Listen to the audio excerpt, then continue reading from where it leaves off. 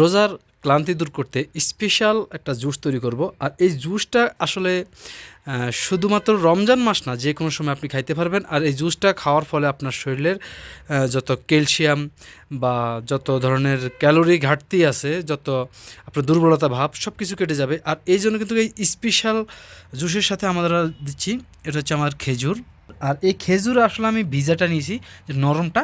আমরা চাইলে কিন্তু শুকনা শক্ত খেজুরটা নিতে পারতাম, কিন্তু এই খেজুরটা আমাদের ব্লেন্ডারে কাটবে না বা গলবে না, চাকচাকে থেকে যাবে, যার জন্য আমরা এই নরম খেজুরটা নিয়েছি। তো খেজুর নেবেন আপনারা নরম দেখে, কাজু বাদাম, আখরোট বা ওলনাট, দেন কিশমিশ, আমন্ড বা কাঠবাদাম, চীনা বাদাম। তো এই সবগুলো নিলাম, সাথে একটা কলা নিলাম। আর এখানে আমার 180 ml দুইটা, এগুলো হচ্ছে লেবান বলা হয়, দুধের তৈরি। আপনারা যদি এই লেবান দিতে পারেন তাহলেও হবে, অথবা গাভীর দুধ দিলেও হবে, কোনো সমস্যা নাই। দেন এখানে আমরা দেব সুগার। এখানে আমরা হোয়াইট সুগার নিয়েছি। আর হোয়াইট সুগার যদি দেন তাহলে হবে, আপনি যদি মধু ব্যবহার করেন তাহলে সবচেয়ে বেটার হয়। এখন এই সবগুলো আমরা ধুয়ে তারপর আমরা ব্লেন্ডার করব। আমি এগুলো সবগুলো ধুয়ে নিছি এবং এই যে খেজুর থেকে বিচিগুলো ছড়িয়ে নিছি, কেননা খেজুর থেকে যদি বিচি না ছড়ান তাহলে আপনার ব্লেন্ডারটা ভেঙে যাবে। যাই হোক, সবগুলা এখন আমি ব্লেন্ডারে দিয়ে দিচ্ছি। আর আপনারা যদি কাঠবাদাম এবং কিশমিশ এগুলো যদি আগে থেকে ভিজিয়ে রাখেন 10-20 মিনিট, তাহলে খুবই ভালো হয় এবং এটা ফুলবে, ভালো হবে। এবার এর সাথে দিয়ে দেবো আমরা ছোট্ট দুইটা লেমন। আমার এই মানে যতটুকু জুস হবে টোটাল আমার প্রায় একটা মগ, মানে হাফ লিটার একটা মগে 1 মগ পরিমাণে জুস হবে। আর এর সাথে আমি কোনো পানি মিক্স করবো না। দেখেন আমি একটা কলা দিয়ে দিলাম সাথে। আর চিনি, আপনারা যদি চিনি না দিয়ে খেতে পারেন তাহলে সবচেয়ে বেটার।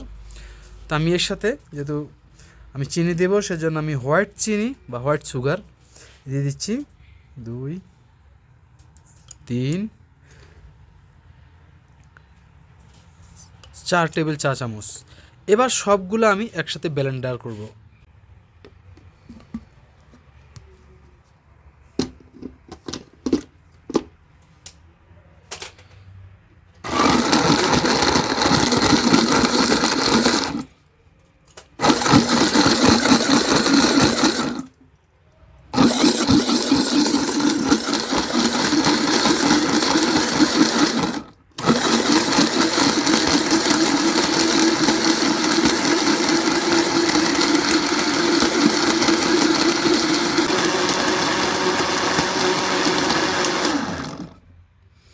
হয়ে গেল আমাদের জুস।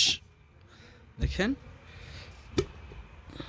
আমরা কোনো রকম ফানি দেই নাই, একবার পারফেক্ট একটা ঘন। দেখেন, বিসমিল্লাহ, একবার পারফেক্ট একটা জুস।